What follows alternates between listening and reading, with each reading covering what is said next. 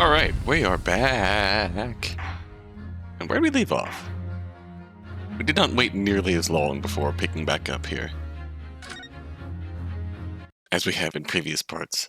We have a trial to finish. Oh, it's these guys. A sopping lad, Balloon Man, and Gina. As I said, Balthazar Luna is no liar.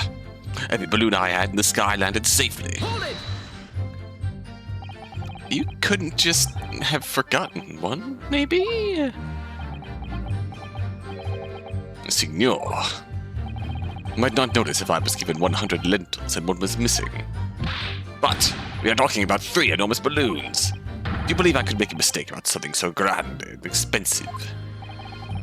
I took the liberty of having Inspector Gregson check this gentleman's warehouse. I have the report here. It clearly says a total of 3 balloons. It would appear no mistake has been made, then. Surely Miss Lestrade could have been sent for such a menial task. What? Me? I'll tell you what I told the boss. East End kids like me can only count up to 2. Obviously that ain't true, but the boss bought it and said he'd have to go himself in that case.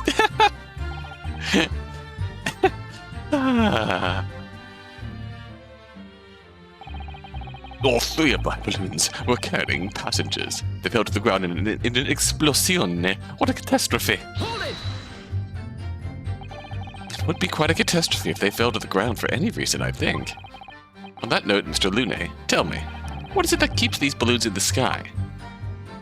Are you an idiot? Sorry? That is like asking, why does a candle burn bright? It burns bright because it burns bright. And a balloon flies because it flies. What else? Ah, yes, the power of science.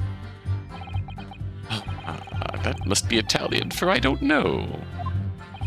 There are 2 types of flying balloons. Hot air balloons and gas balloons. Hot air balloons work on the principle of hot air being less dense than cold air, whereas gas balloons derive their lift by using a gas that is lighter than air. See, and my balloons are filled with a magic gas, I believe. Hydrogen. Lighter than air, but highly explosive. Good lord! I do not permit smoking of the cigarettes in any of my balloons. The magic gas, it does not like fire. Even a small spark of static electricity could cause the entire balloon to explode. What is the matter with you, Signor? All that comes out of your mouth is explosion! Explosion! I tell you, my balloons are perfectly safe. They have to be, or I cannot eat. None of my balloons exploded that day. I am completely sure. His balloon hand is pulsating right now. But if you still say that's what happened, you must show me the proof. Alright, so Mr. Lune had 3 balloons in the air that day. If none of them were damaged, then what was the one that exploded? Ryunosuke is staring into the camera like The Office. But you can't get away from that fact that a burned-up bit of cloth was found at the scene, can you? I was surprised to find the piece of fabric still at the scene, actually. Did you search the area surrounding the stage for clues? Nah, I'm not into picking stuff up off the ground, me. Always works out way better. Diving into people's pockets instead. So much for the new career path. Mind you, the boss was on his hands and knees picking up all kinds of rubbish from the floor. Thing is, though, the cage went crashing into the crystal tower, didn't it? That's where most of the investigating was going on. Even so, I would have thought someone from Scotland Yard would have gathered it up as evidence. Oh, listen here. You stumble across a bit of balloon and suddenly you're the best investigator in the world. Pardon? Well, you ain't got a badge, have you? Like this one. I got arrested with this if I wanted to. I wouldn't put it past her. Come to think of it, there was talk of some scorching on the ground at a meeting we had about the investigating. Ooh. Corpse at the yard reckon it was probably some debris thrown from the explosion on the stage. Hold it! Curious. There was considerable damage to the stage and surrounding area, wasn't there? Yeah, some of the cubs were watching the experiment were caught in the blast and injured. Good job the old contraption didn't keel over, eh? I hadn't even considered that. It seems there was great panic after the incident occurred. Nevertheless, the police shouldn't have missed a torn piece of the envelope from a balloon. Inspector Gregson can expect repercussions. Like me swiping all his fish and chips, eh? The man's sole pleasure. None of this matters. That scrap of balloon envelope means nothing. Niente. This stupid ragazzo is mistaken. The balloons have the red and blue zigzag stripes anyway. Hold it! You mean the color is wrong? Si, signor. I do not have any green balloons in my warehouse. And yet a piece of green cloth was found at the scene. It's unmistakably from a balloon. Well, I do not know how that can be. For the sake of argument, let's say that a green balloon did explode above the stage. You couldn't therefore conclude that it happened on the day in question. Why not? There have been recreational balloon flights over Hyde Park operating from before the Great Exhibition. One could have exploded on some earlier date. Unfortunate, as I'm sure you'd agree. You believe it may have been from some earlier balloon accident that predates the exhibition? Si, exactamente. As the signor says, it is not from one of my balloons. This little ragazzo from Bohemia is mistaken about what he saw. Uh-oh. Little ragazzo's mad. Excuse me. Is something wrong, Master Gotts? It's Master Wilhelm Gottsrich Sigismund Ornstein. It was on the tip of my tongue. Ja, something is very wrong. I know what I saw. There was a green balloon there. I swear it. I swear all over Bohemia. Gina's just vibing next to them. You can speak as bad language as you like, but it changed nothing. If you don't have evidence, Ragazzo, then I must tell your parents to punish you, hey?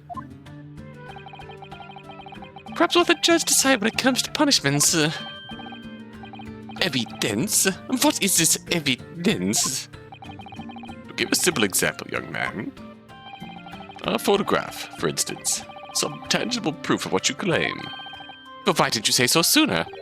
I have the photograph here. Good gracious. Good gracious. What? I have not been up in a balloon for a little while, so I was very excited. I took lots and lots of photographs of the Crystal Tower, of the Bohemian exhibit, of the streets of London, of the hot eel soda, of the hot eel cellar, the balloon. And the instantaneous kinesis experiment? Did you take a picture of that? Yeah, there's one picture. Really? You did take one?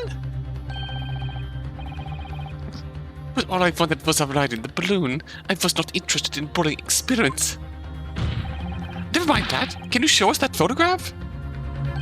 Of course. And then you will see. You will see that I am not lying. That I really did see a green balloon. Well, damn. It's not zigzag, so it might be green.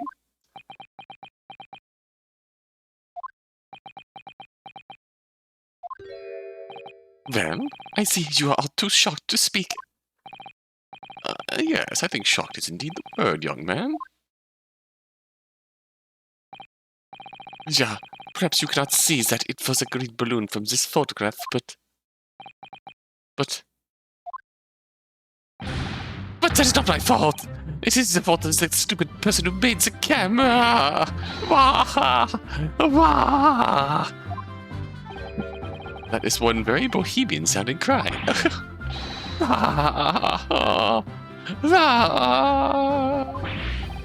Very well. The court would accept this photograph as evidence. The photograph of the balloon has been hurriedly entered into the court record.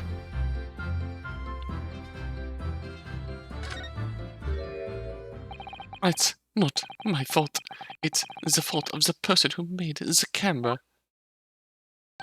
Well, never mind. I'm sure you have plenty of wonderful sepia memories to take home with you. In any case, when exactly did you take that photograph? Well, it was on the day of the big explosion. You don't say.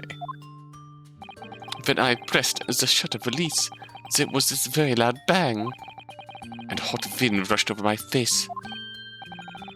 That means this photograph was taken a split second before the explosion occurred. Well, if you ask me, this black and white photograph changes nothing. I could not give the flying fig. Lovely language you picked up. As I thought, Mr. Lune's testimony just doesn't quite add up. The young bohemian boy claims to have seen another, fourth balloon. Mr. Lune vehemently denies this possibility. It's hard to imagine the man in charge could be mistaken about the number that were in the air. Still, this inconsistency must tell us something, I'm sure.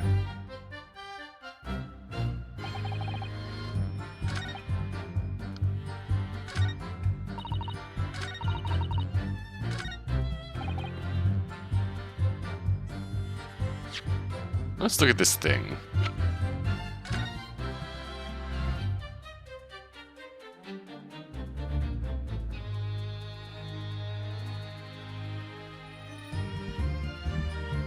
Oh, there he is. Tinkering. That our guy?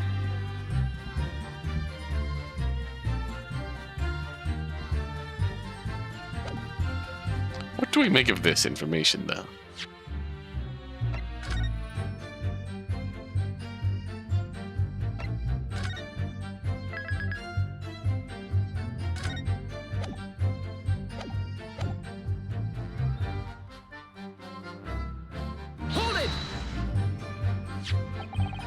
Prince took a photograph as proof.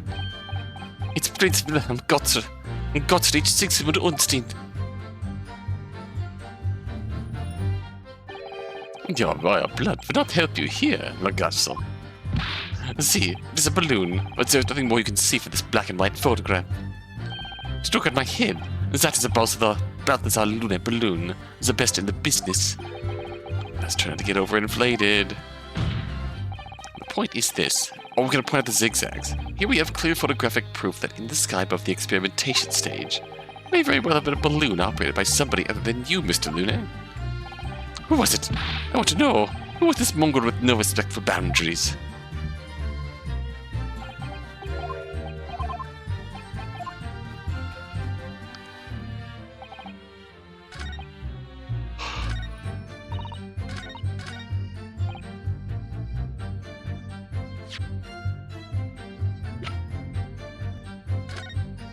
Yeah, we're going to present this here. Objection. False.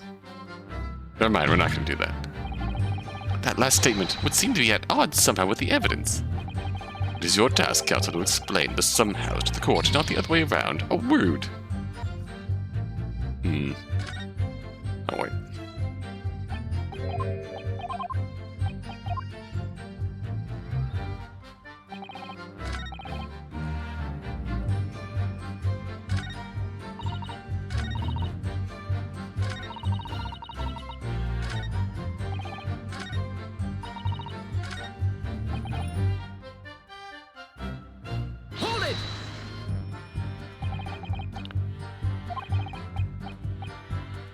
Oh, we've seen this already.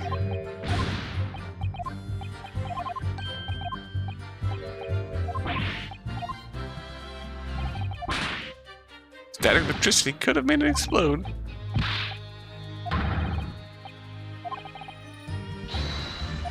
Okay, this is the one where he asks proof.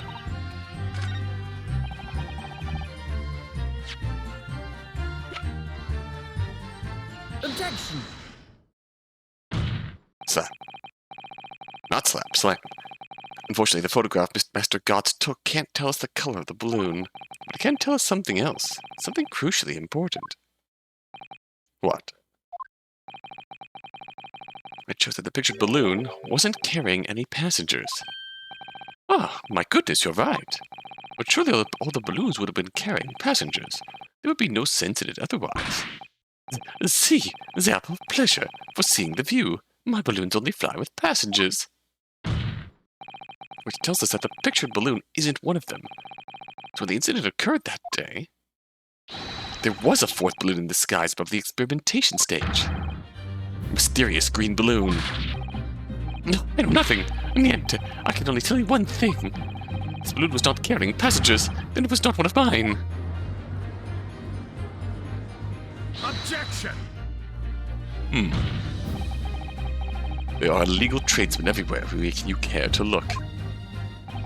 Clearly one such entrepreneur decided to capitalize on the opportunity presented by the Great Exhibition, and managed to operate balloon flights on Mr. Lune's patch without him realizing.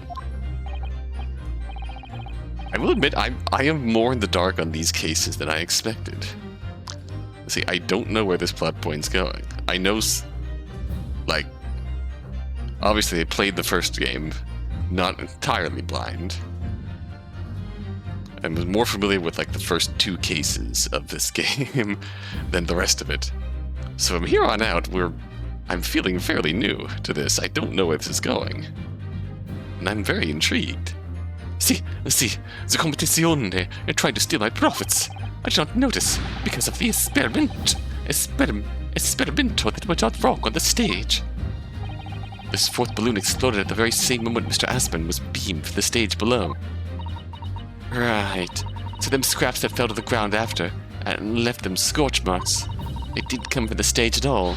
It was bits of the balloon raining down. Because no one was in it, it didn't get no attention. Mysterious 4th balloon carrying no passengers silently floating over the experimentation stage. Objection! This photograph shows us nothing more. A stray balloon carrying no one and operated by some rogue trader. Clearly it has nothing to do with the case. Its relevance does elude me, I must say. The court has seen sufficient evidence and heard ample testimony already. Prosecution calls for this trial to be concluded. Oh!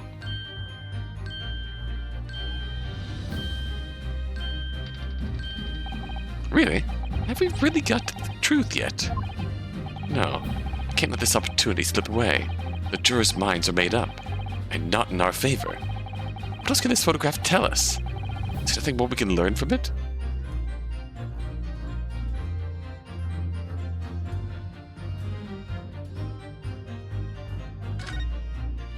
Objection! We'll see. Ladies and gentlemen of the jury, wait. Please don't give your decisions yet. Photograph from Master Gotts. They will be hiding one more vital clue. What's that? Wait. Don't you poggers face me. A vital clue? We're well past the point of mere possibilities. It's time for definitives now. So tell the court. What exactly does this alleged clue in the photograph prove? Oh dear. Owner color caused the explosion. I don't know. I don't feel confident speaking on it quite yet.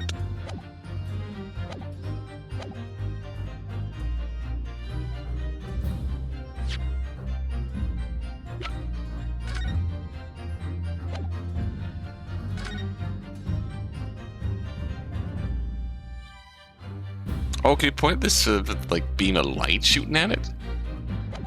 Okay, that's the cause of the explosion. We can reasonably assume that the pictured balloon was destroyed in the searing heat of the explosion.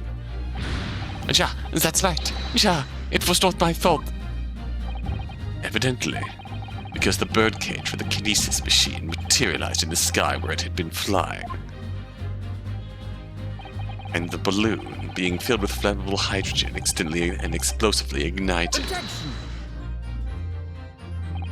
No, that's not what had happened. What? It would appear that this photograph requires closer examination. Counsel for the defense, you will highlight the location of this alleged clue in the photograph for the court. Of course, my lord. If you look closely, it's plain enough to see. And what's shown is linked to another piece of evidence we have. It is? A way that leads to an unbelievable conclusion. It would heavily suggest the real reason the balloon exploded is...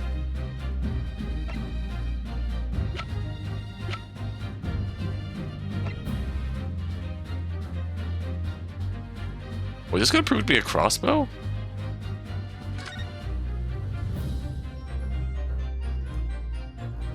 Still can't actually examine this. Like, this is totally a crossbow.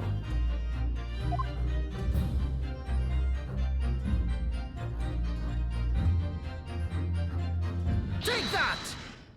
Okay. Timing this photograph can only be described as miraculous. If you look, you'll notice there's a bright white line that appears to point directly at the balloon. Most likely a ray of light caught incidentally on film. I'm afraid I can see nothing of the sort. If you look with a magnifying glass, my lord, it becomes clear what the nature of this bright light really is. Goodness, what is that? Undeniably some flash of light, yes. Oh, golly, do you think it might be lightning? But it couldn't have been a finer day. I believe we may be looking at a fire. A bolt of fire heading straight for the balloon, like an arrow. Indeed, even to my aging eyes, it would appear to be a flame of some sort. My word. Are you suggesting that this flame struck the hydrogen gas that filled the balloon? Objection! That's absurd. The balloon would have been 60 feet above the ground at that time. No flame could possibly have reached such a height. Objection! Actually, it's my opinion that a particular piece of evidence found at the scene reveals how that is exactly what did happen. What evidence? If such evidence exists, counsel, then for goodness sake, present it, man. Which evidence can explain this mysterious streak of flame that appears to be headed directly for the balloon? Can we actually... Like, I bet if we wind this crank here... Do we need to identify this as a crossbow?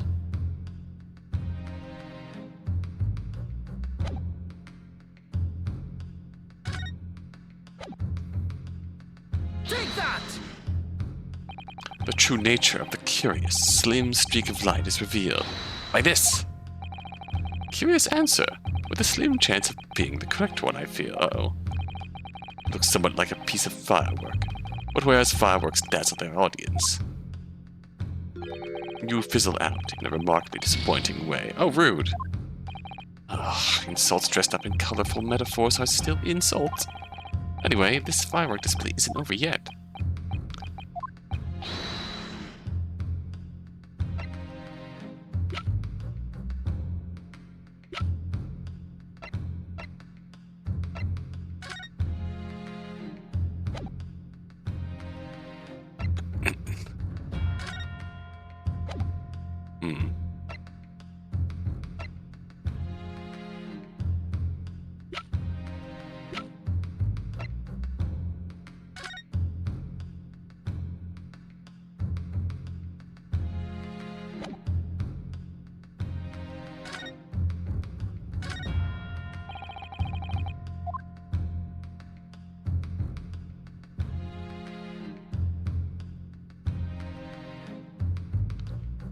Really no way.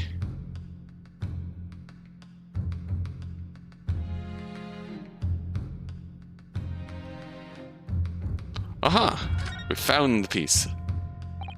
Ah, there's some sort of lever here. Whee! There it is. What the? What is this? It looks like a cross between a bow and a gun. Like a cross bow. I think it's probably used for the same thing, too. Details of the... Okay, finally. Thank you. Take that! This was found hidden at the foot of a small ornamental tree near the scene. Good lord, is that a crossbow? An arrow dipped in oil and set alight could have been shot from this weapon, sending a flaming arrow straight into the hydrogen-filled balloon. You're suggesting that the crossbow was used deliberately. Oh, blimey, you're right. That streak of light in the photo looks just like an arrow, doesn't it? Then, the explosion of one of the balloons, it was... very likely the result of a flaming arrow from this crossbow igniting the hydrogen gas inside it. No! Ora! Counsel, this is an extraordinary supposition. If the aim was to cause the balloon to explode, the shooter could have used a gun, of course. However, there's an obvious reason why that would have been out of the question. Noise. The noise of the discharge. Of course. That's right. Using a crossbow, the projectile could be fired at the balloon silently. Well, yeah, if someone had shot a gun off in exhibition grounds, it would have caused a real panic. But with the big explosion, there was a very big panic anyway, no? I don't like this. I should be pleased to have found a plausible new explanation for all this, but something feels wrong. Objection!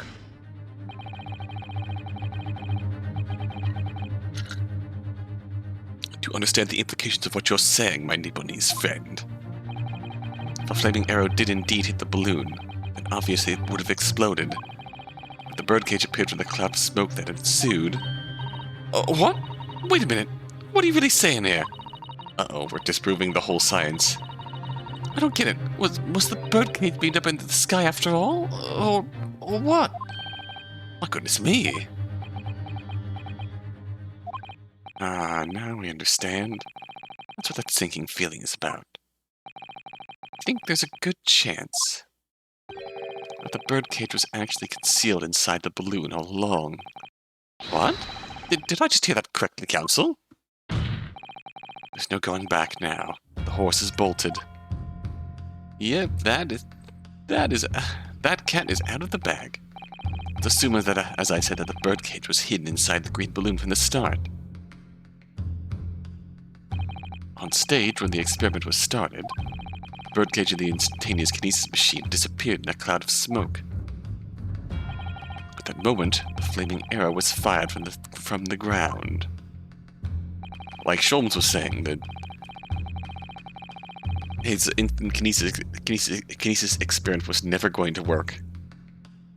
Was never going to work the way it was currently set up. God, what a wild premise for a first day of trial.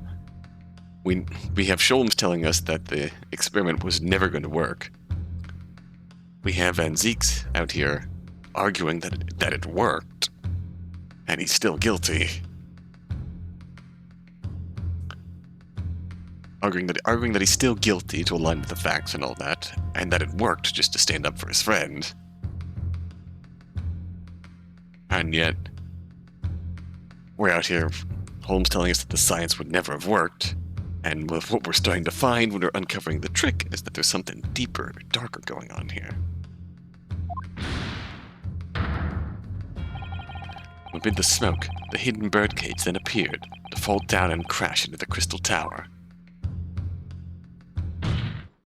I think you'll all agree it's entirely plausible. That what I've just described is the real truth behind the miraculous experiment carried out that day. Good grief! Objection! This is ludicrous. What you've described is no science experiment. It's child's play. A contemptible display of stage magic. Both Mr. Sholmes and Iris said that the experiment was a scientific impossibility. In which case, this is the only way to explain what happened that day. In any case, the victim's body was found inside the birdcage in the crystal tower. If the instantaneous kinesis didn't take place, how do you explain that? If I may put it in a word, as a man of magic myself, such apparent discrepancies can easily be explained by some simple deception. Turn number 3. What that would be needed is a doppelganger, someone who looked very similar to the victim, Mr. Assman, and having this other man appear on stage for the show as a body double. And yes, of course. So, in fact, Mr. Assman must have been inside the birdcage that was concealed inside the balloon right from the start. Although the implications should be clear.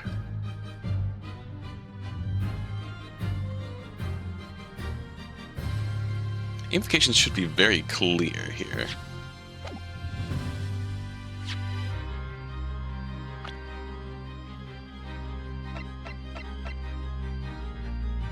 that if he was in the balloon from the start, and he was dead from the start, Objection! so at least Harebrayne could not have killed him. The balloon would have been filled with hydrogen. Anything hidden inside it would have been scattered to the four winds and it exploded. No one would ever have embarked on such a risky venture. Not necessarily. The explosive force of the balloon gas would very much depend upon the mixture ratio. Juror number 4! You know that juror number 4 is the science man? Flying balloons are rarely filled with pure hydrogen, but a mixture of other gases, such as helium, as well. Helium on its own doesn't explode, but by controlling the gas mixture ratio, the explosive force can be altered. Mixture ratio? Obviously, the victim's body would have suffered some burn. That would have been unavoidable. But not to such an extent as to render this whole obscene charade impossible. So everything that happened can be explained, logically and scientifically. The explosion that engulfed the stage at the start of the experiment was no accident. It was all part of an elaborate deception, to make it appear that instantaneous kinesis had occurred. Well, goodness me. If we accept that this is what happened, it means that the victim, Mr. Aspen, was never present on the public experimentation stage to begin with. In short, he couldn't have been killed by the defendant who was on stage in full view the entire time. Ah! Damn, are we winning? This will be very hard for the prosecution to counter. Lord Van Ziggs can't credibly maintain that Professor Harebrayne is a suspect now. Oh, but Harebrayne can... Yep, there he is. Mr. Naruhodo, I appreciate your efforts. Thank you. Professor? But you can stop now. Just keep your mouth shut, please. Sorry? What's all this about, Mr. Harebrayne?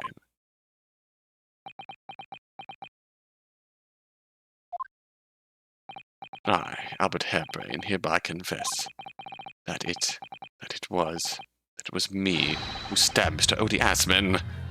Oh dear. Yes, it was me, with my faithful friend and partner, Andrew the Screwdriver. What are you doing?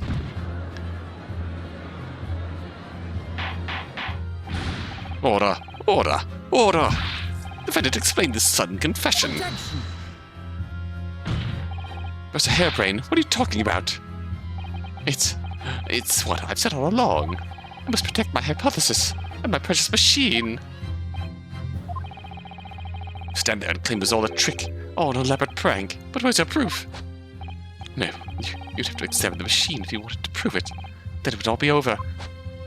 My beautiful hypothesis would be laid bare. I mean, the dignity of it. Oh dear. It's clear that you drew the plans for the experiment, but you didn't actually build it. It's quite conceivable that you were duped, Professor. If you'll just let me, I can prove. Baroque! Yes. I'll cooperate. I'll do whatever you say. I swear it. So please. Sure, the Special Dispensation for Scientific Equipment Act is adhered to and protect my creation.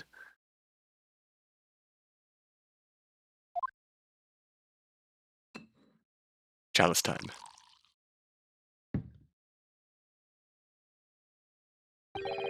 Pray forgive the discourtesy of filling my hallowed chalice at this critical juncture. In the torch, used by learned Nipponese friend. What? Why are you toasting me? It is upcoming attempt to clarify the defense's position in light of the accused's confession. Do you intend to formally assert that the experiment was nothing more than a conjuring trick? Because the moment you do, the Special Dispensation for Scientific Equipment Act that protects the professor's invention will cease to apply. The prosecution will then demand a rigorous examination of the machinery involved in order to establish the truth. Our first case back, and we get a moral quandary. However, if you acknowledge that the machine is genuine and instrumental in the victim's murder, any chance of investigating will be crushed by the confidentiality of the professor's hypothesis preserved. Oh dear. Well, counsel, what is the defense's official position on this matter? Professor Harebrayne, my client, actually asked of me was to prove that the explosion on stage was an accident and protect the secrecy of his hypothesis. There's no way to do that without implying the professor's guilt. Do I protect my client's life by asserting his innocence, or do I uphold my client's request but see him condemned? Either way, I can't avoid betraying his trust. You've been silent long enough. Isn't talking your trade, my learned friend? Or has all knowledge of English escaped your confused Nipponese mind? Mr. Naruhodo! There's no escape here. I have to make a choice. It's an impossible one. I have to give up on something. But what? Defense asserts that the defendant's instantaneous kinesis machine was in fact...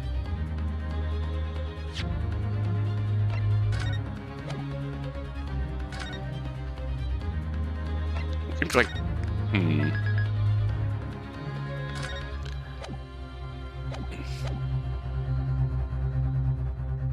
Will we get in trouble if we say it was science? Try and defend him against his own confession. And then...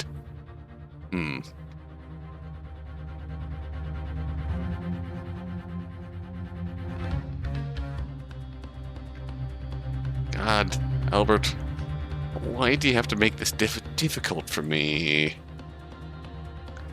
Why do you have to go and make things so complicated?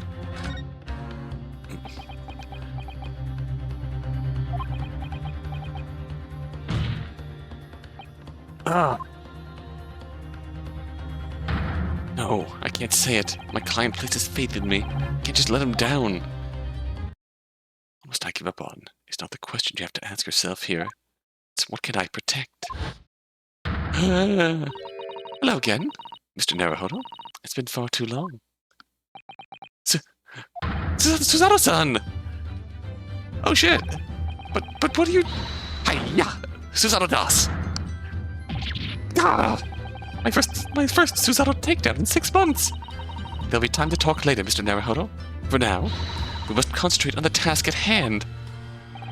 Which is working out not what I have to give up on, but what I can protect. Professor Harebrayne.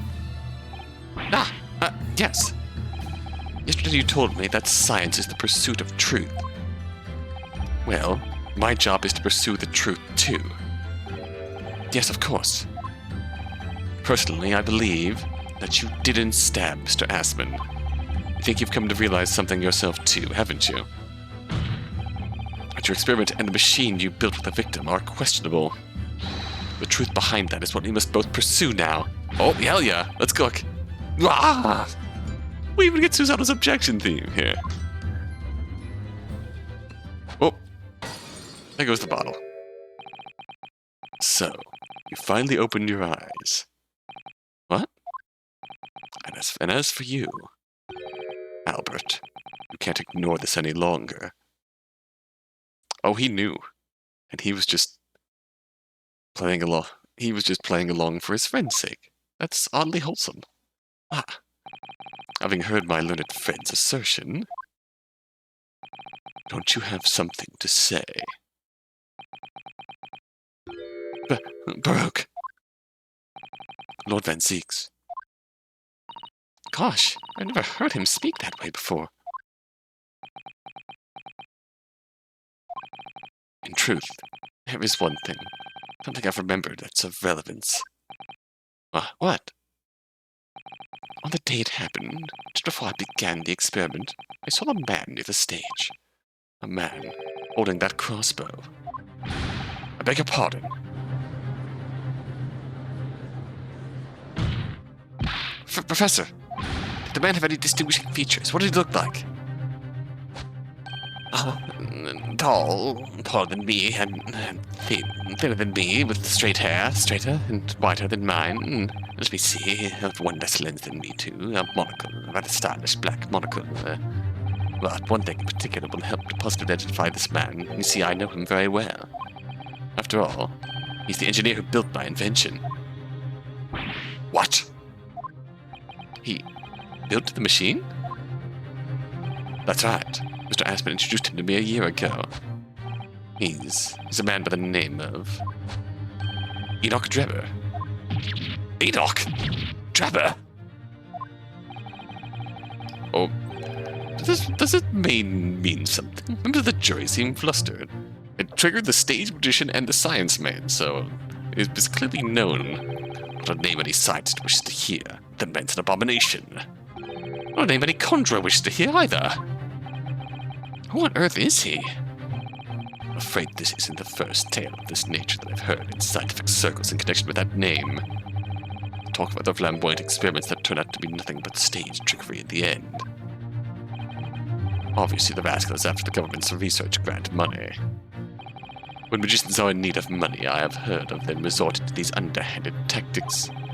Some acquaintances of mine with the experience of such things have mentioned Enoch Drebber's name before. Man is both an engineer and a magician. Yes, we've been dealing with an unparalleled confidence trickster here. That's Enoch Drebber for you.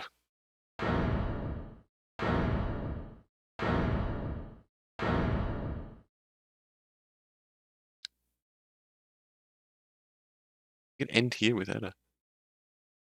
Today's gonna end cleanly, eh? So it's true then. My invention, my great machine, was just a grand illusion. Considering what we've just heard about Mr. Drebber's character, I'm sorry to say that sounds increasingly likely. Even though no one else believed it, I wanted to believe that machine would function exactly as my hypothesis predicted. Which is why you were so opposed to it being investigated, I presume. I knew that if our machine was examined in detail, instruction would give away my hypothesis.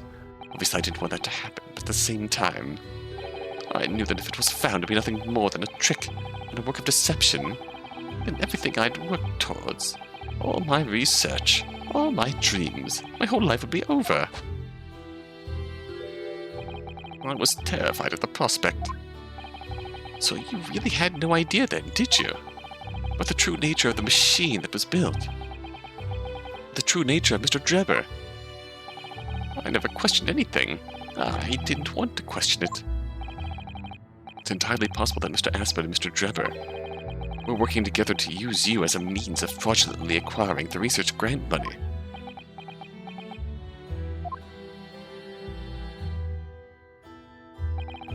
When I announced my invention to the crowds that day, it was the finest moment of my career. I pulled all the levers and turned all the dials in exactly the way Drebber had described. When the smoke suddenly started billowing out, I panicked. I didn't know what was happening.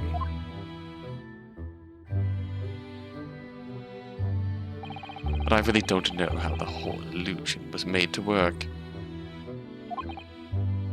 I don't know anything anymore. I feel bad for the guy.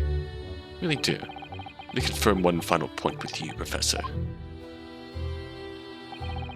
You now consent to the prosecution submitting the necessary paperwork to release your invention from the protection afforded by the Special Dispensation for Scientific Equipment Act. Yes, please go ahead. I'm very sorry.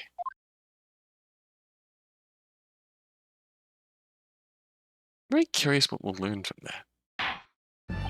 It will appear that we shall have to suspend proceedings for the remainder of the day now. Lord Van Zieks, my lord, the court has newly been made aware of another party whose involvement in this matter is critical. Yes, Mr. Drebber. To gather information about the man, if possible, I should like him served with a subpoena. With pleasure, my lord. Now, counsel for the defense. Yes, my lord. When we reconvene, I shall be looking for one thing, and one thing alone from you.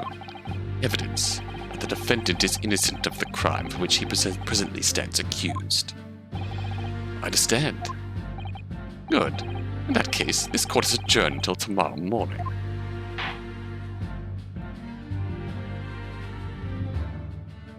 That was a clean trial.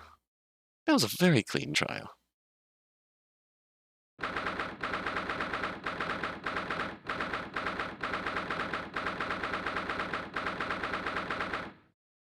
I mean that in the sense of, like, not the type that drops a cliffhanger on you out of the blue. Not the type that pulls a swerve on you at the last second. Not the type that we, like, where we have to use a closing argument to advance the plot. It's very clean.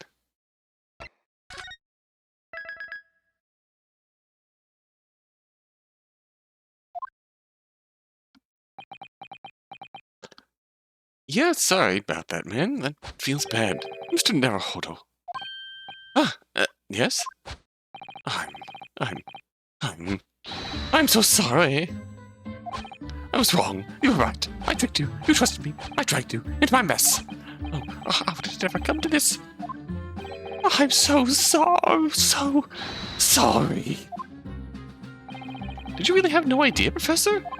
What Mr. Trevor was really up to, I mean? What he was really constructing? Naturally. That machine was the embodiment of my hypothesis, of all of my hopes and dreams. I had complete faith in it. Alright, in that case, I won't say any more. Now, sadly the murder accusation against you still stands. So we must do something. So, as much investigation as we can. Before the trial resumes tomorrow.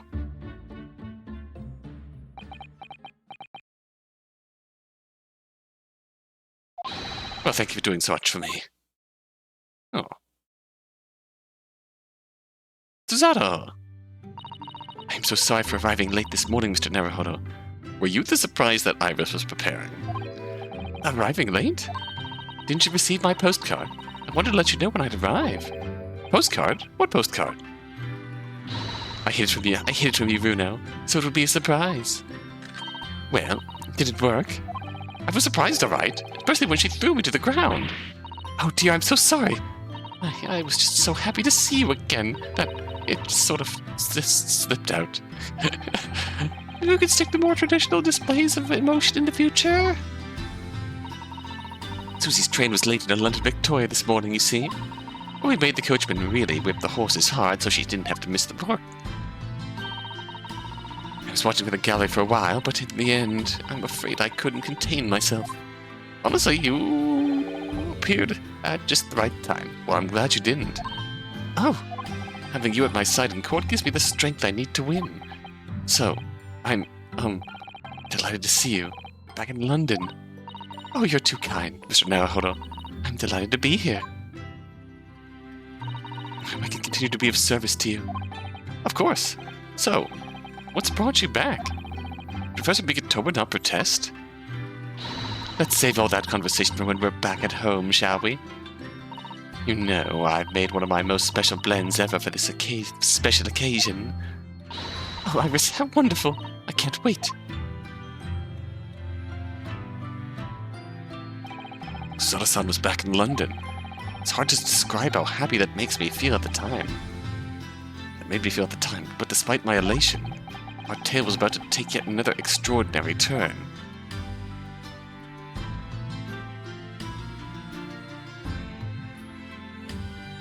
To be continued. Where do we stand time-wise? We can go a little bit further.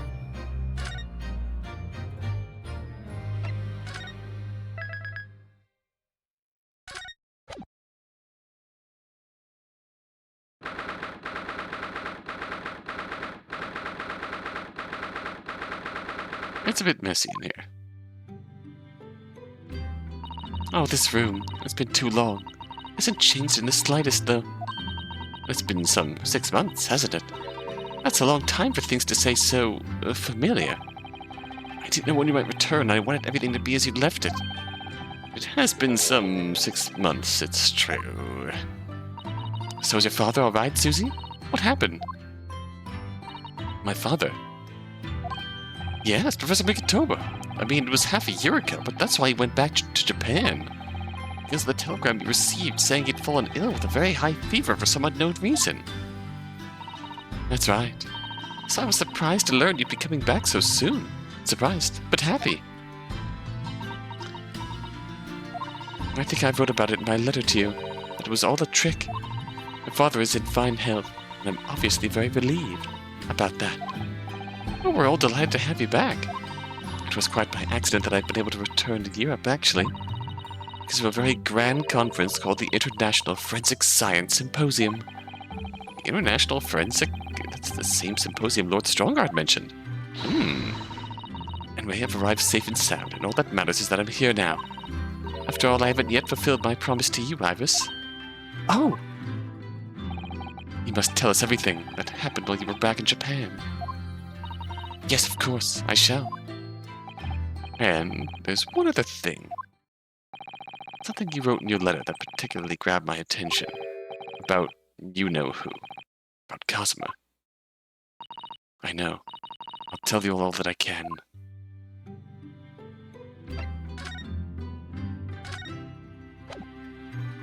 But first, you're still taking good care of that armband, I see. I'm so pleased. Well, yeah. It feels like I wouldn't be me without it now, to be honest. Oh dear. There seems to be a thread coming loose just there. Look. I'd be only too happy to mend it for you, Mr. Naruhodo. Oh, thank you. I should have scraped it against something again. I'm always doing that. Then take better care of it, please. It was all going so well, until I ruined it. Oh. Honestly, it's the point when... even if someone gets like that, it's the point... it is a sign that they care. You see, I would keep it my desk beautifully covered in papers as always.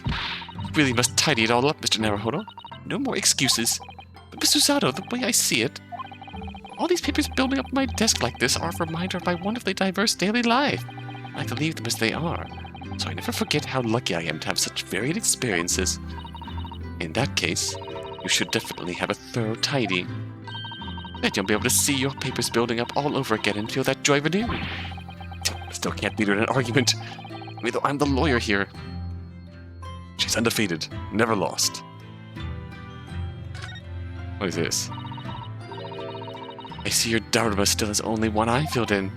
Well, we agreed that it's something we'd do together, didn't we? We could do it right now if you'd like. I'd be happy with that.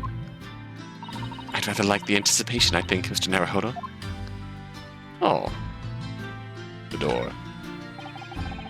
Your room through there should be exactly as you left it. I've still never been inside. I've never been invited. Of course not. Only Iris is allowed in my room. No doubt I'll be hearing you two giggling away in there again, then. Of course.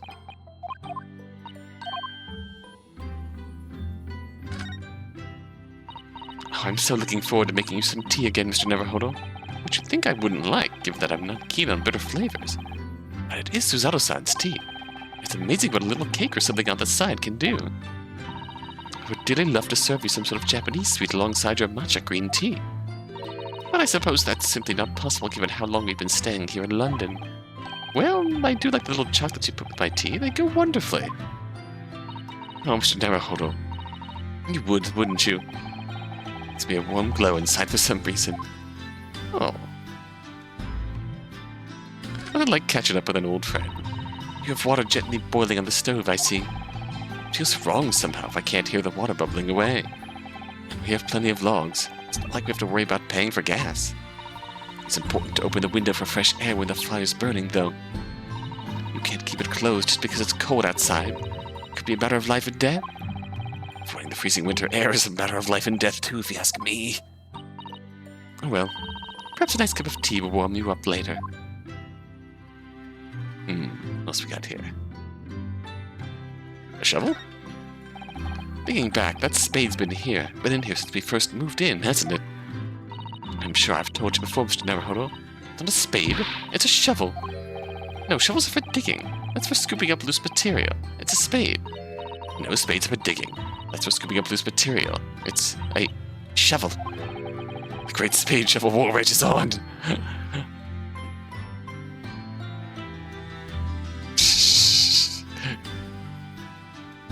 I do love seeing the semantics debate expanded to other things beyond ladders and stepladders. Oh, hi, Iris.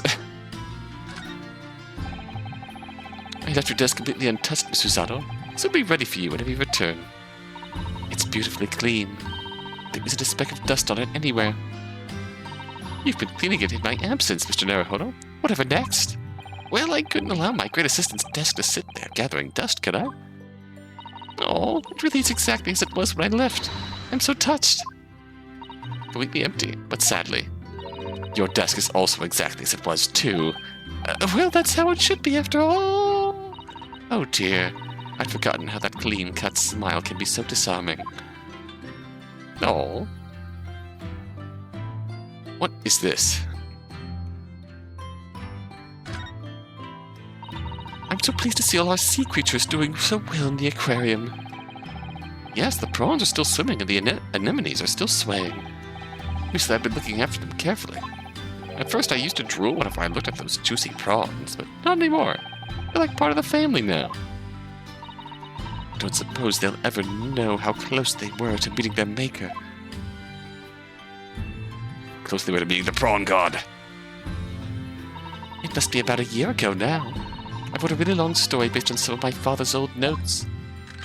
It's about one of Hurley's greatest exploits. I called it The Hound of the Baskervilles. But then Mr. Sholmes forbade you from publishing it. With the manuscript somewhere, nobody could get their hands on it. So nobody knows anything about it, apart from Hurley and I. And for some reason, you knew the title of it, didn't you, Susie? Oh, it sounds so exciting. The Hound of the Baskervilles. I should love to read it. And you wouldn't tell me how you'd come to know it. Yes, but I made you a promise that I would explain one day, didn't I? I think it's time. Oh! I'm only sorry I've had to keep it from you for so long, Iris.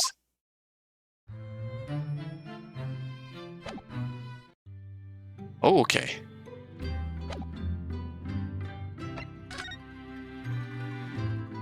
Oh, wow. Alright. We'll leave that as a cliffhanger for next time.